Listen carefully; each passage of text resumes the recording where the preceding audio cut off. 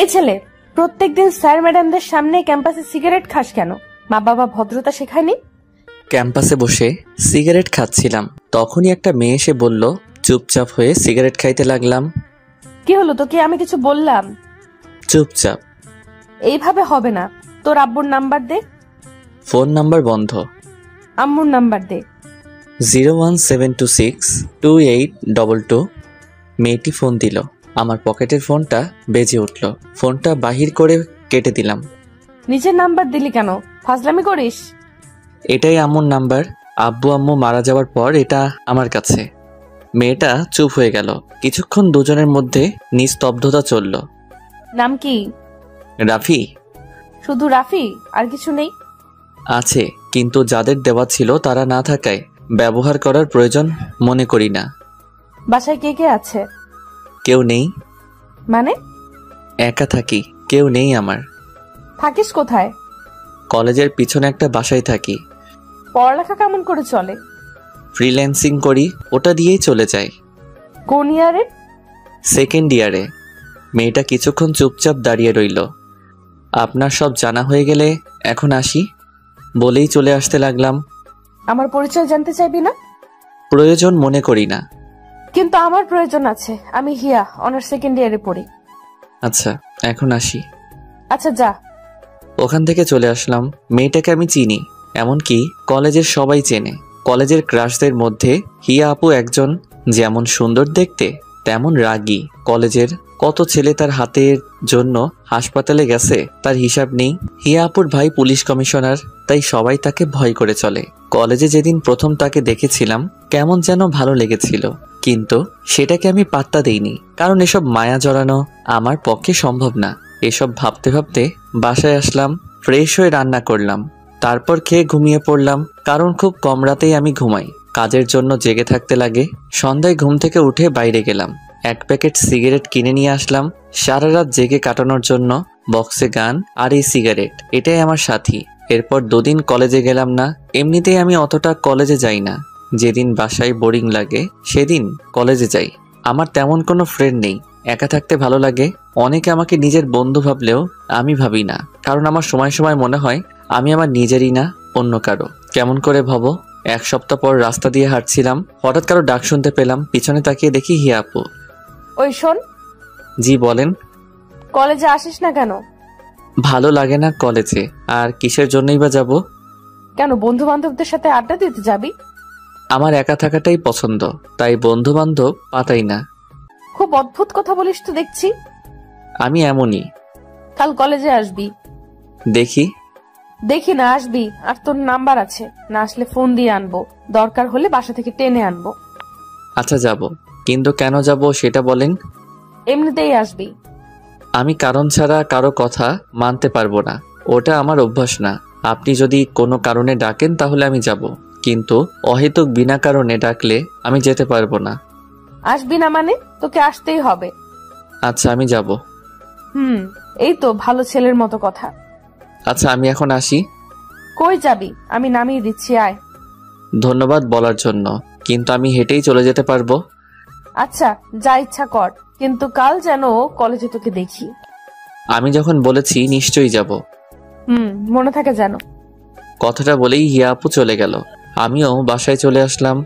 রাতে খেয়ে ঘুমিয়ে পড়লাম, কারণ আজ কোনো কাজ নেই। এমনিতেও আমি কাল কলেজে যেতাম। বাসায় ভালো লাগছিল না। সকালে ঘুম থেকে উঠে ফ্রেশ হয়ে ব্যাগটা ঘাড়ি নিয়ে বেরিয়ে পড়লাম। কলেজের সামনে একটা চায়ের দোকান পড়ে, ওখানে গিয়ে চায়ের অর্ডার দিয়ে সিগারেট খেতে লাগলাম। চা খেয়ে কলেজের ভিতরে গেলাম, একটা ক্লাস করে বের হয়ে আসলাম। বাইরে আসতেই হিয়া আপু সামনে এসে দাঁড়ালো। আপনি? আয়। হিয়া আপুর পিছন পিছন যেতে লাগলাম। কি জানি আবার নিজের ভাইকে ডাক দিল, নাকি যদি আবার জেলে দিয়ে দেয় কলেজের আইন ভঙ্গ করার জন্য। এই যে আপু, কই যান? হিয়া আপু আমার দিকে একবার তাকিয়ে আবার হাঁটতে লাগলো, তারপর মাঠের এক কোনায় গিয়ে বসলো। আমি গিয়ে পাশে দাঁড়িয়ে রইলাম। কি হলো, বস। একটু দূরত্ব বজায় রেখে বসলাম। এত দূরে গিয়ে বসলি কেন? কাছে এসে বস। না ঠিক আছে। আমার ঠিক নেই, কাছে এসে বস। তারপর একটু কাছে গিয়ে বসলাম। সকালে খেয়েছিস? খেয়েছি। দেখলাম তো কলেজের সামনে দোকানে কি খেলি। আমার সকালে খাওয়া লাগে না, ওই দুটো জিনিস দিয়েই সকাল পার হয়ে যায়। তোর বাসায় রান্না করে কে? আমি করি। তুই রান্না করতে পারিস? হুম।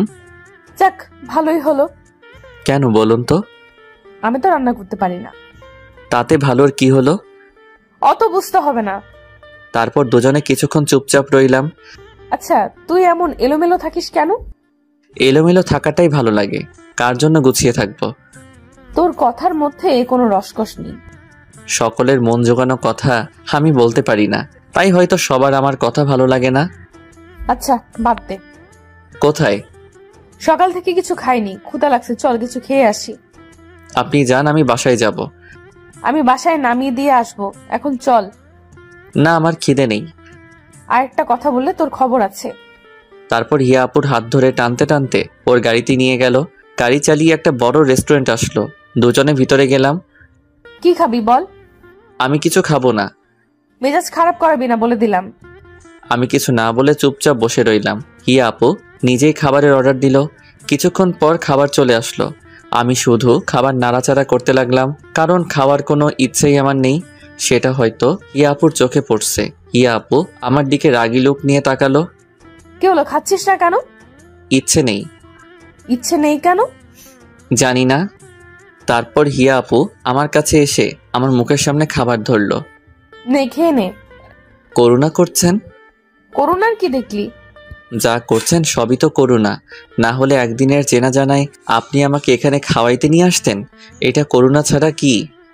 হিয়া আপু রাগ করে সব খাবারে জল ঢেলে দিল। চল, খেতে হবে না তোকে। বিল দিয়ে আমার হাত ধরে টানতে টানতে বাইরে নিয়ে আসলো। যা, বাসায় চলে যা। আমি কিছু না বলে ওখান থেকে হাঁটতে ধরলাম। কি মেরে, নিজে ডাকলো আবার নিজেই তাড়িয়ে দিল। বড়লোক তো তাই মনে হয়, অন্যের রেসপেক্ট নিয়ে চিন্তা করে না, শুধু নিজের চালাতে চাই। কি জন্য যে কলেজে আসলাম? বাসায় গেলাম না, ভালো লাগছিল না, তাই আর বাসায় গেলাম না। দুইটা সিগারেট কিনে নদীর পাড়ে গিয়ে বসলাম। সিগারেট ধরিয়ে গাছের নিচে বসে নদীর বয়ে চলা দেখতে লাগলাম। একটু পর ফোনটা বেজে উঠল। Unknown number. ফোনটা রিসিভ করার পর ওপাশ থেকে একটা মেয়েলি কণ্ঠ শুনতে পেলাম। কথা শুনে বুঝতে পারলাম হিয়া আপু। কই আছিস? কে আপনি? কই আছিস সেটা বল, এসে দেখাচ্ছি আমি কে। নদীর ধারের গাছের নিচে বসে আছি। দাঁড়া, আমি আসছি, কোথাও যাবি না। 5 মিনিট পর হিয়া আপু আসলো। এখানে কি করিস? বসে আছি। কেন বলুন তো? হাতে ওটা কি? ফোন। ওই হাতে কি? সিগারেট। হিয়া আপু সিগারেটটা নিয়ে ফেলে দিল। আর কোনো দিনও যেন আমার সামনে সিগারেট খাওয়া না দেখি। কিছু না বলে চুপ করে রইলাম। বাসায় যাবি না? বাসায় গিয়ে কি করব? কেন, রেস্ট নিবি? বাসায় যাওয়ার ইচ্ছে করছে না। হিয়া আপু আমার পাশে বসে পড়ল। সরি। কেন বলুন তো? তখন তোকে রাগ দেখানোর জন্য। বাদ দেন, অভ্যাস আছে, আমি কিছু মনে করিনি। আসলে তুই তখন ওই কথাটা বলার পর মেজাজটা খুব খারাপ হয়ে গিয়েছিল। ভুল তো কিছু বলিনি। হিয়া আপু আমার দিকে তাকালো। কি বলবি বল, কিন্তু এই কথাটা যেন তোর মুখে আর কোনোদিন না শুনি। আপনি বাসায় যাবেন না? যাব পরে, কিন্তু তুই আমাকে আপনি করে বলছিস কেন? তাহলে কি করে বলবো? তুমি করে বলবি। আপনি আমার সিনিয়র, আপনাকে আপনি বলেই ডাকা আমার মনে হয় উচিত। বলছি না আপনি বলবি না, কানে কথা যায় না। হিয়া আপুর চিল্লানি শুনে বুকটা কেঁপে উঠল। খুব ভয় পেয়ে গেছিলাম। আচ্ছা, ডাকবো না। মনে থাকে যেন। অনেকক্ষণ ধরে দুজনে চুপচাপ বসে রইলাম। নদীর ধারে হালকা বাতাস বইছে, খুব সুন্দর লাগছে। জানেন, আমার বাবা আমাকে ছোট থাকতে বিকেল করে প্রতিদিন এখানে ঘুরতে নিয়ে আসতেন। মন খারাপ করিস না। হঠাৎ করেই হিয়া আপু আমার কাঁধে মাথা রাখলো। ব্যাপারটা খুব অদ্ভুত লাগলো। আমি চুপ করে রইলাম। আজ থেকে কখনো নিজেকে একা মনে করবি না। এখন থেকে সব সময় আমাকে তোর পাশে পাবি, কথা দিলাম। আমি কিছু না বলে একটা মুচকি হাসলাম। কি হলো, হাসছিস কেন? না, এমনি। চল বাসায় যাব। চলেন। আবার চলেন? চলো। এইভাবে বলবি, মনে থাকে যেন। হিয়া আপু আমাকে রাস্তার মোড়ে নামিয়ে দিয়ে চলে গেল। দোকান থেকে কিছু খাবার কিনে বাসায় গিয়ে ফ্রেশ হয়ে খেয়ে নিলাম। তারপর ল্যাপটপটা নিয়ে কাজ করতে লাগলাম। একটু পর ফোনটা বেজে উঠল। ফোনটা ধরলাম। কি করিস? কাজ করি। খেয়েছিস? খেয়েছি। আচ্ছা রাখি, কাল কলেজে আসবি কিন্তু। ফোনটা রেখে দিলাম। আমি আবার কালকে কলেজে যাব। যে প্যারা লাইলাম হুদাই, সেই প্যারা আবার নিতে যাব। কাজ শেষ করে আর বাইরে বের হলাম না, বাসায় কাটিয়ে দিলাম। রাতে রান্না করে খেয়ে নিজের কাজ করতে লাগলাম। সকালে ফোনটা বেজে উঠল। ফোনের নাম্বার না দেখে কানের কাছে নিলাম। হ্যালো, কে? কই তুই? বাসায়। কি করছিস? আপনার ফোনে ঘুম ভাঙলো। এখনো ঘুমাচ্ছিস? কয়টা বাজে খেয়াল আছে? কয়টা? 11টা বাজে। তাড়াতাড়ি কলেজে আয়। না, কলেজে যাব না, ভালো লাগছে না বলেই ফোনটা কেটে দিয়ে আবার ঘুমিয়ে পড়লাম। 1 ঘন্টা পর কলিং বেলের শব্দ পেলাম। আমার বাসায় তো কেউ তেমন আসে না। ঘুম ঘুম চোখে গিয়ে দরজাটা খুলে দিয়ে চমকে গেলাম, কারণ ইয়া আপু দাঁড়িয়ে। আপনি এখানে? তোকে না বলছি আপনি বলবি না? ঠিক আছে, কিন্তু আমার বাসা চিনলা কেমন করে? কাল তোকে নামিয়ে দিছিলাম যেখানে, ওই রাস্তায় দিয়ে আসছিলাম। তারপর একটা লোককে জিজ্ঞেস করায় বলে দিল। ও, কিন্তু এখানে আসাটা ঠিক হয়নি। লোকে কি ভাববে? আর আমি এখানে একা থাকি, বুঝতেও তো পারছেন। অত বুঝে লাভ নেই, সর ভেতরে যেতে দে। আমি কিছু বলার আগে হিয়া আপু ভিতরে ঢুকে পড়ল। তোর বাসাটা তো বেশ সুন্দর। আমার আব্বু এটা আমার জন্য রেখে গেছেন। ও, তাড়াতাড়ি রেডি হয়ে নে, একসাথে খাওয়া দাওয়া করবো। খাবার নিয়ে এসেছি। আমি কিছু না বলে ফ্রেশ হতে চলে গেলাম, কারণ যত তাড়াতাড়ি সম্ভব তাকে এই বাসা থেকে বিদায় করতে হবে। আমার তো কিছু না, কিন্তু মানুষ তার নামে খারাপ কথা বলতে পারে। রেডি হয়ে এসে দেখি হিয়া আপু খাবার নিয়ে বসে আছে। দুজনে বসে খেয়ে নিলাম। হিয়া আপু শুধু বক বক করেই যাচ্ছে, আর আমি ভাবতেছি কখন সে এখান থেকে যাবে। তাড়াতাড়ি খাওয়া শেষ করলাম। এখন চল তো আমার সাথে। কোথায়? কাজী অফিস, আজ তোকে বিয়ে করব। কি বলছো এসব? কেন আমাকে বিয়ে করবি না কেন? আমি কি দেখতে খারাপ? না, সেটা না, কিন্তু তোমার সাথে আমার যায় না। তাই নাকি? কিন্তু আমি যে তোকেই বিয়ে করব। হিয়া আপুর কথাগুলো শুনে চোখ আকাশে একভাবে তার দিকে তাকিয়ে আছি। আরে ভেবাচাকা খেয়ে গেলি নাকি? আমি তো মজা করছিলাম। হিয়া আপুর কথা শুনে কিছুটা স্বস্তি পেলাম। কই যাবা? চল আজ তোকে গুছিয়ে আনবো। মানে? মানে তোর এই চুলের ডানা কাটবো। লাগবে না, আমি এরকমই ঠিক আছি। আর একবার লাগবে না বললে থাপ্পড় মেরে গাল লাল করে দিব। হিয়া আপুর কথা শুনে চুপ হয়ে গেলাম। তারপর দুজনে বেরিয়ে পড়লাম। হিয়া আপু গাড়ি চালাচ্ছে, আর আমি চুপচাপ বসে আছি। কি হলো, চুপ করে বসে আছিস যে? না, এমনি। হিয়া আপু সেলুনে নিয়ে গিয়ে আমার চুলের 12টা বাজাই দিল। তারপর দুজনে শপিং মলে গেলাম। এখানে কেন? শপিং করব। ও আচ্ছা, কি কিনবেন? আবার আপনি বলিস? ও সরি, আসলে আমার আপনি বলাটাই বেশি ভালো লাগে। আর একবার বলে দেখিস, দাঁত ভেঙে দিব। আচ্ছা বাদ দেন, কি কিনবা তাড়াতাড়ি কিনো। আমি নিজের জন্য কিনবো। কে বললো তোর জন্য কিনবো? কেন, আমার জামা কাপড়েও কি সমস্যা? না, তা নয়। তাহলে? এমনিতেই আমার ইচ্ছে হয়েছে তাই। কিন্তু আমার লাগবে না। বেশি কথা বলবি না। তারপর হিয়া আপু নিজে পছন্দ করে শার্ট প্যান্ট কিনলো। আমি গিয়ে বিল দিয়ে দিলাম। হিয়া আপু বিল দিতে গিয়ে ঘুরে আসলো। তোকে বিল দিতে কে বলছে? কেন, আমার জিনিস তাই আমি টাকা দিলাম। কেন, আমি কি বলছি তোকে টাকা দিতে? বলার কি আছে? আরেকদিন যদি পাকনামি করিস তাহলে বুঝতে পারবি। চল এখন। হিয়া আপু আর কোনো কথা বলল না। রেস্টুরেন্টে গিয়ে হিয়া আপু কোনো কথা বলছে না, মুখে রাগের ছাপ দেখা যাচ্ছে। হিয়া আপু ধীরে ধীরে আমার জীবনটাকে নিয়ন্ত্রণ করতে শুরু করে দিয়েছে। প্রথমের দিকে খারাপ লাগলেও তার শাসনগুলো এখন খুব ভালো লাগছে। পুরনো কিছু স্মৃতি তাজা করে দিচ্ছে। এখনো রাগ করে আছো? কি হলো? সরি, আমি বুঝতে পারিনি। হিয়া আপু আমার দিকে তাকালো। হয়েছে, আর সরি বলতে হবে না। তারপর খাওয়া দাওয়া করে বেরিয়ে আসলাম। এবার টাকা দিতে গেলাম। না, ফ্রিতে বকা খাওয়ার শখ নেই আমার। হিয়া আপু আমাকে বাসায় নামিয়ে দিয়ে চলে গেল। বিকেলে আর বাসা থেকে বের হলাম না, কাজ ছিল তাই রাতে খাওয়া দাওয়া করে ঘুমিয়ে পড়লাম। সকালে ফোনের রিংটং শুনে ঘুম ভেঙে গেল। ফোনটা হাতে নিয়ে দেখি হিয়া আপুর ফোন। হ্যালো আপু।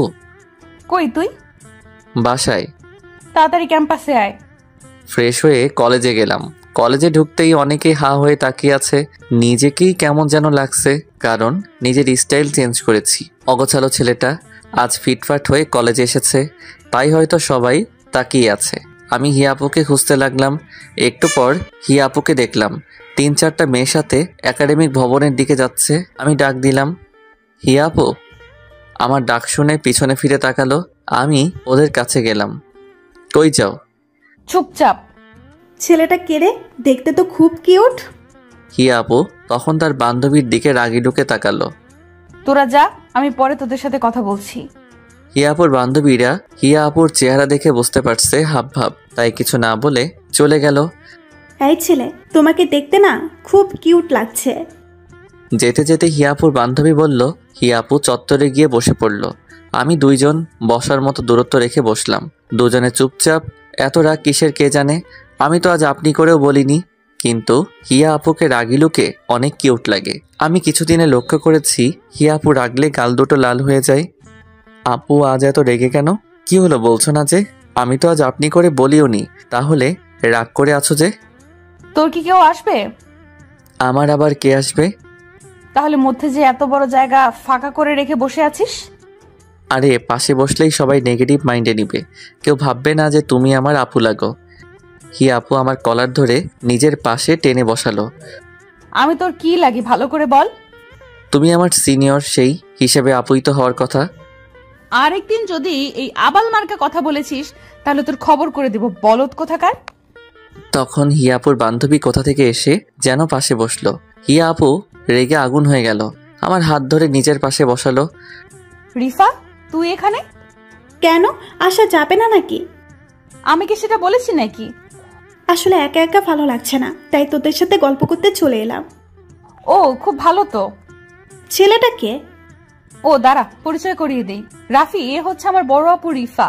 আজ থেকে ওকে বড় বোনের মতো সম্মান দিবি, ঠিক আছে? আর রিফা, এ হচ্ছে রাফি। আজ থেকে ওকে নিজের ভাইয়ের মতো দেখবি। কি বলছিস সেই সব? ঠিকই তো বললাম।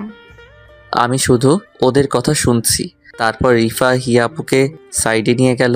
দুজনে কি যে কথা বলছে, কিন্তু দূর থেকে যা বুঝলাম খুব ঝগড়া করছে। এক পর্যায়ে হিয়া আপু কি যেন বলল, আর রিফা আপু ওখান থেকে চলে গেল। আর আপু আমার কাছে আসলো। এতক্ষণ লাগে আসতে? কি কথা বলল আপু?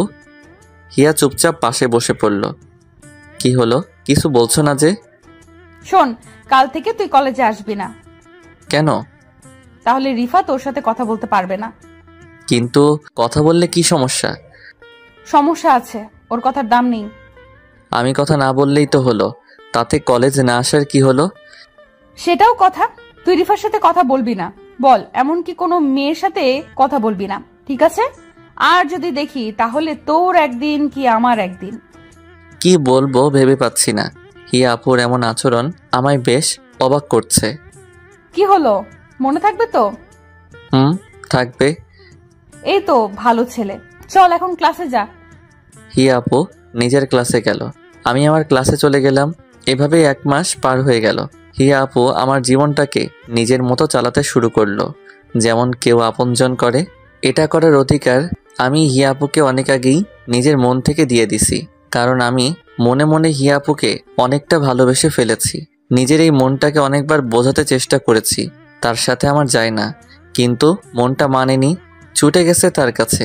আমি জানি আমি যেদিন হিয়া আপুকে আমার ভালোবাসার কথা বলবো সেদিন হয়তো সব শেষ হয়ে যাবে, আর আমি সেটা চাই না। তাই আমি তাকে নীরবে ভালোবেসে যাব, কখনো তার কাছে নিজের ভালোবাসার দাবি নিয়ে যাব না। হয়তো শেষে আমার ভালোবাসাটা এক কোণে পড়ে রয়ে যাবে। কথাগুলো ভাবতে ভাবতে মনটা খারাপ হয়ে গেল। কিরে, মন খারাপ করে বসে আছিস কেন? কই না তো। মিথ্যা বলবি না। তেমন কিছু না আপু। আচ্ছা বাদ দে, আয় তোর সাথে একজনের পরিচয় করিয়ে দেই।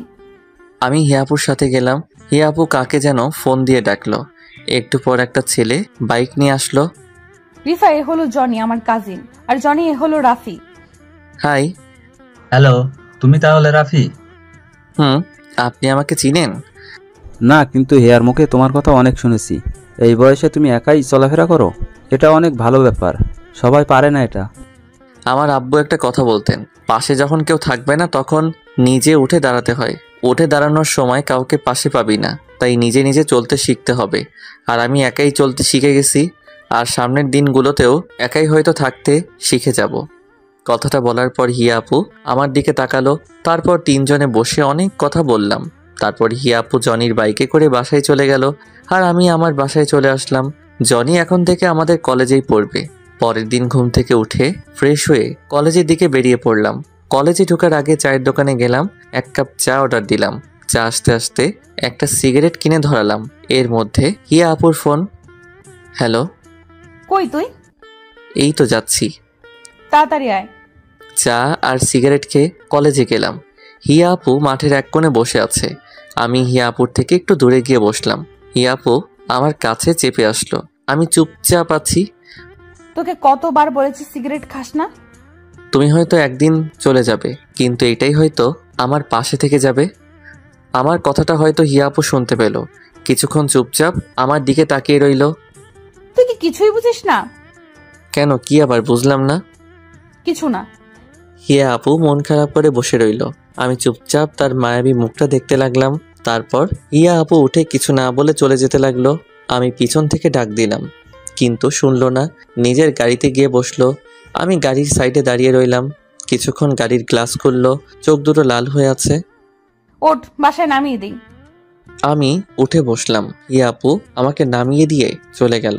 অন্যদিন আসার সময় 1000টা কথা বলবে, কিন্তু আজ একটাও কথা বলল না। এরপর কাজের চাপে 1 সপ্তাহ কলেজে যাওয়া হলো না। 1 সপ্তাহ পর কলেজে গিয়ে দেখলাম হিয়া আপু আর জনি বসে আছে। দুজনে বসে আছে আর হেসে হেসে কথা বলছে। আজ হিয়া আপু কলেজে আসলো, তবু একবার ফোন দিল না। খুব অবাক হলাম। এই কয়দিন অনেকবার দেখা করতে বলেছে, কিন্তু এই 1 সপ্তাহে প্রায় সারা দিন ল্যাপটপ নিয়ে বসে থাকতে হয়েছে। অনেক বড় একটা ক্লায়েন্ট পাওয়ায় কাজ অনেক বেশি ছিল। আমি ভাবলাম হয়তো ভাবছে আমি কলেজে আসবো না, তবুও একটা ফোন তো দিতে পারতো। আমি ওদের না দেখার ভান করে ক্লাসে যেতে লাগলাম। তখন পিছন থেকে হিয়া আপু ডাক দিল। আমি ওদের কাছে গেলাম। কেমন আছিস? ভালো আপু, তুমি? ভালো, বস। ওদের থেকে একটু দূরত্ব বজায় রেখে বসলাম। ওরা দুজনে কথা বলছে, আমি চুপচাপ ফোন টিপতেছি। এর মাঝে হিয়া আপু আমার সাথে একটা কথাও বলেনি। ব্যাপারটা খুব খারাপ লাগলো। অন্যদিন কলেজে না আসলে ডেকে এনে ঘন্টার পর ঘন্টা কথা বলতো, আর আজ পাশে বসে আছি, তাও মুখ ফুটে একটা কথা বলছে না। 1 সপ্তাহে এতটা বদল। তোমরা একটু কথা বলো, আমি স্যারের সাথে কথা বলে আসি। হিয়া আপু উঠে চলে গেল। জানো, হিয়ার মতো মেয়ে পাওয়া ভাগ্যের ব্যাপার। মানে বুঝলাম না। তুমি জানো না, হিয়া আর আমার বিয়ে ঠিক হয়ে আছে। আমাদের পরীক্ষা শেষ হলে বিয়ে দেয়া হবে। জনির কথাটা শুনে বুকের ভেতরটা কেমন যেন করতে লাগলো। চোখ মুখ অন্ধকার হয়ে গেল। জানতাম এমন কিছু হবে, কিন্তু এত তাড়াতাড়ি হবে তা বুঝতে পারিনি। খুব খারাপ লাগছিল। কি করব বুঝতে পারছি না। এক নিমিষে মনে হয় সব শেষ হয়ে গেল। মনে হয় জনির কথাগুলো কোনো স্বপ্ন। কি হলো রাফি, তুমি ঠিক আছো তো? এমন অস্থির লাগছে কেন তোমাকে? কই, আমি তো ঠিক আছি। না, মনে হচ্ছে খুব অস্থির হয়ে আছো। আসলে বাসায় যেতে হবে তাড়াতাড়ি, তাই একটু তাড়াহুড়োয় আছি। ও আচ্ছা। আচ্ছা, আমি চলে যাই। হিয়া আপু আসলে বলে দিয়ে আমি চলে গেছি। এখনই চলে যাবে? হিয়া আসুক। না, একটা বড় ক্লায়েন্ট নক দেওয়ার কথা আছে, আমাকে যেতেই হবে। আচ্ছা, তাহলে যাও। আমি ওখান থেকে বাসায় চলে আসলাম। বাসায় এসে আব্বু আম্মুর ছবিটা হাতে নিয়ে বসে পড়লাম। খুব মিস করছি তাদেরকে। আজ কেন তোমরা আমাকে এত তাড়াতাড়ি ছেড়ে চলে গেলে? আমার মতো অভাগা হয়তো খুব কমই আছে। ভালোবাসার মানুষগুলা সব একে একে ছেড়ে চলে যায়। প্রথমে তোমরা চলে গেলে, এখন হিয়া আপু। হামু, জানো আমি না হিয়া আপুকে খুব ভালোবাসি। হিয়া আপুর সাথে থাকলে তোমার কথা খুব মনে পড়ে। হিয়া আপু একদম তোমার মতো শাসন করে। তুমি যেমন আমাকে খাইয়ে দিতে, হিয়া আপু আমাকে মাঝে মাঝে খাইয়ে দিত। কোনো ভুল করলে বকা দিত। তুমি যেমন আমাকে একা করে ছেড়ে চলে গেলে, সেও চলে যাবে একদিন। কিন্তু আম্মু জানো কি, আমি না ওকে ভুলতে পারবো না। তোমাদের যেমন আমি কোনোদিন ভুলতে পারবো না, তেমনি তাকেও আমি কোনোদিন ভুলতে পারবো না। আমি কি করব তোমরাই বলো। খুব কষ্ট হচ্ছে, বুকের ভেতরটা পুড়ে ছারখার হয়ে যাচ্ছে। শুধু তার কথাই মনে পড়ছে। আম্মু আব্বুর ছবি জড়িয়ে ধরে কান্না করতে করতে ঘুমিয়ে পড়লাম। মাঝরাতে ঘুম ভাঙলো। ঘুম ভাঙার পরে মনে হলো ঘটে যাওয়া ঘটনাগুলো স্বপ্ন ছিল, কিন্তু পরে বুঝতে পারলাম কিছুই মিথ্যে না। শুধু আজ আমার ভালোবাসাটা মিথ্যে হয়ে গেল, চাপা পড়ে গেল কষ্টের ভাঁজে। ঘুম থেকে উঠে যখন বুঝতে পারেন যে প্রিয় মানুষটা আর আপনার জীবনের অংশ হবে না, তখন যন্ত্রণার সীমানা থাকে না। তখন ইচ্ছে করে হয়তো আর ঘুম থেকে না উঠলেই ভালো হতো। সিগারেটের প্যাকেটটা নিয়ে জানালার পাশে গিয়ে বসলাম। আজ চাঁদের আলোটাও কেমন যেন ফ্যাকাশে মনে হচ্ছে। যে করেই হোক এই কষ্ট থেকে আমাকে সামলে উঠতে হবে। জীবনে অনেক কষ্ট পেয়েছি, আর কষ্ট নিতে পারবো না। সিগারেট ধরিয়ে বসে রইলাম।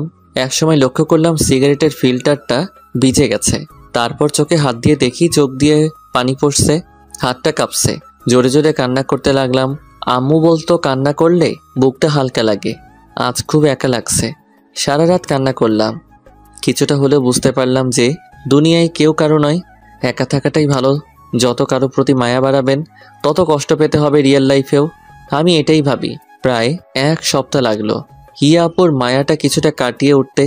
তারপরেও তার সামনে গেলে নিজেকে আটকে রাখতে পারবো কিনা জানি না, তাই আর কলেজে যাব না ঠিক করলাম। এভাবে 10 দিন কেটে গেল। ফোনটাও অফ করে রেখে দিছি যাতে কেউ ফোন দিতে পারে না। এখনও রাতে ঘুমাতে পারি না, তাই ঘুমের ওষুধ কিনে রাখছি। ঘুমের ওষুধ খেয়ে রাতটা পার হয়ে যায়। আর দিনের বেলা সিগারেট তো আছেই। এই 10 দিনে সিগারেট খাওয়াটা একটু বেড়ে গেছে। সকালে ঘুম থেকে উঠে একটা সিগারেট ধরিয়ে সেটা শেষ করে ব্রাশ করে বাইরে বের হলাম। নাস্তা করে বাসায় গেলাম, গিয়ে কাজ করতে লাগলাম। এই 10 দিনে কাজ একদম করা হয়নি। নিজের 1 বছর চলার মতো যথেষ্ট টাকা আছে। আর আব্বু আম্মু চলে যাওয়ার আগে যা রেখে গেছে তাতে আমার সারা জীবন চলে যাবে। তারপরেও ফ্রিল্যান্সিং করি। সিগারেট খেতে খেতে কাজ করতে লাগলাম। একটু পর দরজার বেল কে যেন বাজালো। দরজা খুলে দিতেই সামনে দেখি হিয়া আপু দাঁড়িয়ে, হাত উঠালো মারার জন্য। তারপর কি যেন ভেবে হাতটা নামিয়ে নিল। চোখের নিচে কালো দাগ পড়ে গেছে। কেমন আছিস? ভালো আপু, তুমি? ভালো। কেমন শুকিয়ে গেছিস? খাওয়া দাওয়া করিস কি না? আসলে কাজের চাপে খাওয়ার কথা মনেই থাকে না। ও, আমি তো ভাবছিলাম। কি ভাবছিলা? কিছু না। ভেতরে আসতে বলবি না? ও হ্যাঁ, আসো। হিয়া আপু ভিতরে এসে চারদিকে তাকালো। এটা বাসা নাকি সিগারেটের দোকান? যেখানে সেখানে সিগারেটের প্যাকেট, আর এত গন্ধ কেন? আসলে অনেকদিন ধরে পরিষ্কার করা হয়নি তো। ও, আজকেই এগুলো সাফ করব, চল। কি বলছো আপু? তোমার হবু বর দেখলে আমাকে মেরে ফেলবে। হবু বর মানে? জনি ভাই আমাকে সব বলেছেন যে তোমাদের বিয়ে ঠিক হয়ে আছে। তুই কথাটা শুনে খুব খুশি হয়েছিস না? অবশ্যই।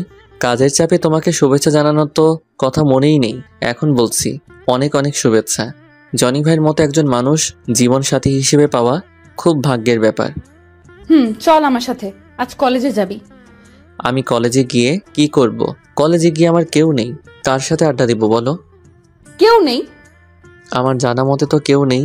তুমি যাও, জনি ভাই হয়তো তোমার জন্য অপেক্ষা করে আছে। কলেজে দেরি করে গেলে হয়তো অভিমান করতে পারে। আমার কথাটা শুনে হিয়াপুর মুখটা শুকিয়ে গেল। কিছু না বলেই চলে গেল। আমি একটা সিগারেট ধরিয়ে ওখানে বসে পড়লাম। মাথাটা খুব ব্যথা করতেছে। সন্ধ্যার দিকে ব্রিজে গিয়ে বসলাম। ব্রিজের রেলিংয়ে বসে আছি। তখন সামনের দিক থেকে কেউ একজন ডাক দিল।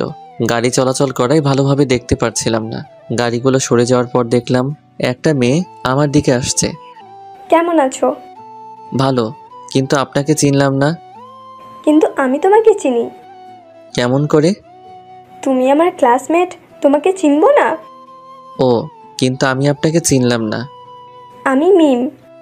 ও, কলেজে আসো না কেন আর? ভালো লাগে না। কাল থেকে আসবে, মনে থাকে যেন। দেখি। দেখি না, আসতেই হবে। তোমার নাম্বারটা দাও। কেন? দিতে বলেছি, দাও। ফোন বের করার সাথে সাথে হিয়াপুর ফোন। হ্যালো। কই তুই? ব্রিজের উপর বসে আছি। কেন? দরকার আছে, ওখানেই থাক, আমি আসছি। বলেই হিয়াপু ফোনটা কেটে দিল। তারপর মিমকে নাম্বার দিয়ে ওর সাথে কথা বলছিলাম। কথা বলার ইচ্ছে করছিল না, কিন্তু মুখের উপর কেমন করে চলে যেতে বলি। নিজে থেকে কথা বলতে এসেছে, চলে যেতে বললে ওর সম্মানে লাগবে, কিন্তু কথা বলতে খুব বিরক্ত লাগছিল। হঠাৎ হিয়াপুর গাড়ি এসে দাঁড়ালো। হিয়াপু বাইরে বেরিয়ে আসলো। আমাকে মিমের সাথে দেখে মুখের ভাব ভঙ্গিমা বদলে গেল। আমার কাছে আসলো। চল, দরকার আছে। দাঁড়াও একটু। আমি মিমের সাথে আরেকটা কথা বলার আগেই হিয়া আপু আমাকে টেনে গাড়ির ভিতরে বসালো আর গাড়ি চালাতে লাগলো। তোকে না বলছি কোনো মেয়ের সাথে কথা বলবি না? আমি বলিনি, আর ও নিজে থেকে কথা বলতে এসেছিল। তারপরও তুই কথা বলবি না? হিয়া আপুর কাছে আসলেই কেমন যেন দুর্বলতা কাজ করে। কোথায় যাচ্ছি? মার্কেটে। কেন? কাল আমার জন্মদিন, তাই ড্রেস কিনবো, আর তুই সেটা পছন্দ করে দিবি। আমি পছন্দ করে দিব কেন? তোমার হবু বর পছন্দ করে দিবে। খোটা মারা কথা গেল না তোর? খোটা মারা কথায় আবার বললাম, যেটা সত্যি সেটাই বললাম। হিয়া আপু আর কোনো কথা বলল না। মার্কেটে গিয়ে হিয়া আপু ড্রেস দেখতে লাগলো। একটা নীল কালারের ড্রেস দেখে খুব পছন্দ হলো। হিয়া আপু হয়তো সেটা লক্ষ্য করলো, তাই ড্রেসটা কিনলো। হিয়া আপু বিল দিতে দিতে আমি একজোড়া পায়েল আর একজোড়া ঝুমকো কিনলাম। তারপর সেগুলো চুপ করে হিয়া আপুর ব্যাগে রেখে দিলাম। হিয়া আপু আমাকে বাসার সামনে নামিয়ে দিল। আমি বাসার ভিতরে ঢুকতে যাব, তখনই আবার ডাক দিল। আমি হিয়া আপুর কাছে গেলাম। শোন, কাল আমি কলেজে যাব না, কিন্তু সন্ধ্যায় তোকে নিতে জনি আসবে।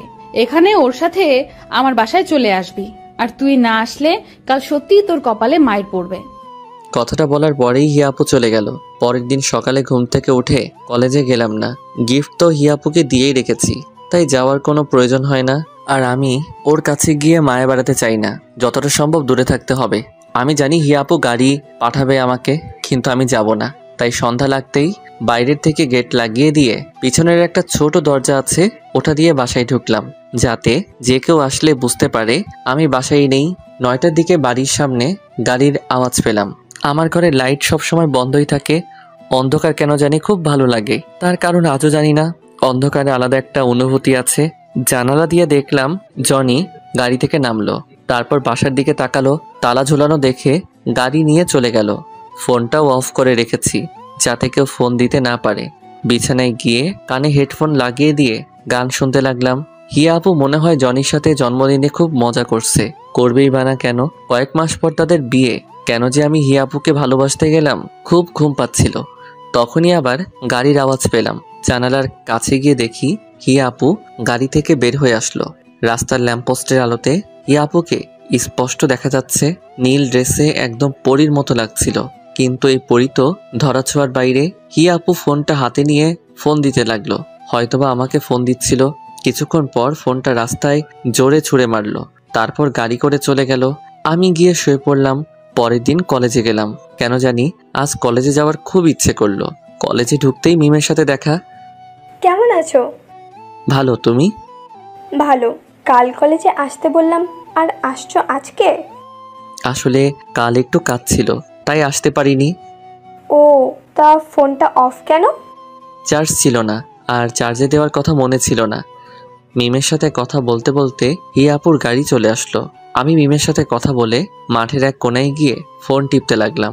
হঠাৎ কারো ছায়া আমার উপর পড়লো। তাকিয়ে দেখলাম হিয়া আপু। আমি উঠে দাঁড়ালাম। আপু, তুমি কখন আসলে? কাল কই ছিলি?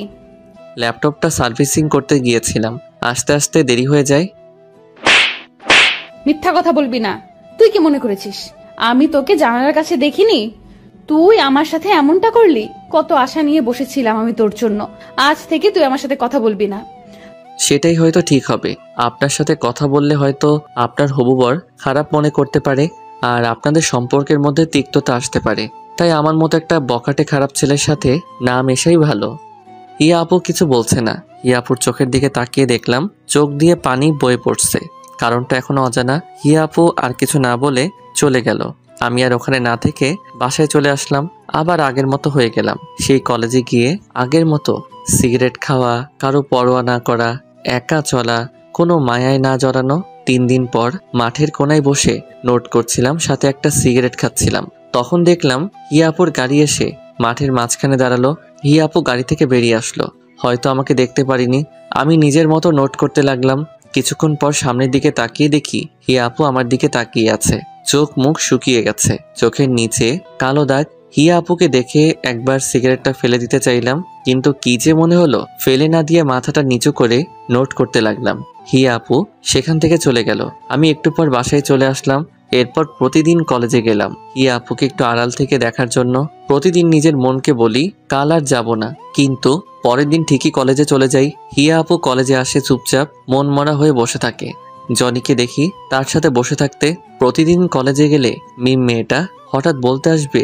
হিয়া আপু মাঝে মাঝে আমার সাথে ওকে কথা বলতে দেখে তাকিয়ে থাকে। হয়তো মেয়েটাকে আমার সাথে কথা বলতে নিষেধ করতে চাই।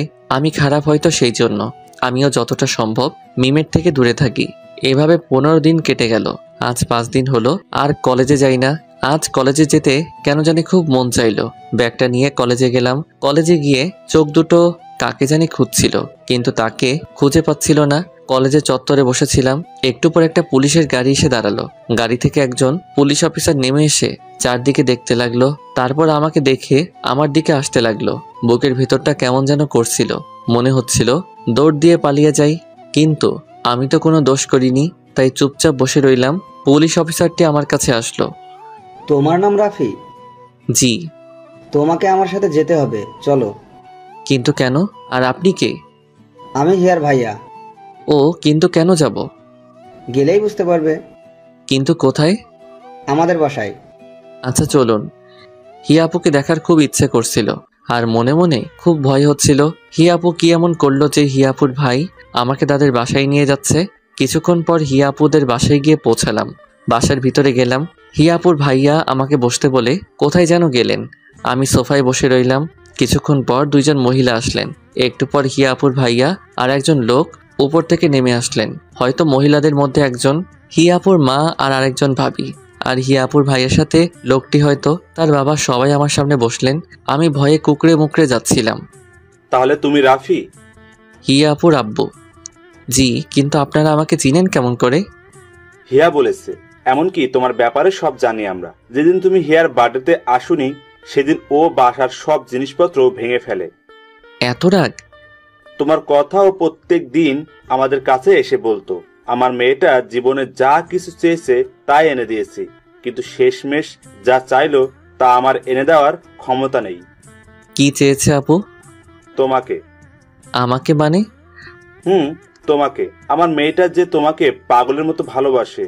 ও যখন আমাকে এসে বলল যে ও তোমাকে ভালোবাসে, তখন ও চোখে মুখে খুশি দেখে আমি বেশ অবাক হই, কারণ আমি এতটা খুশি ওকে কখনোই দেখিনি।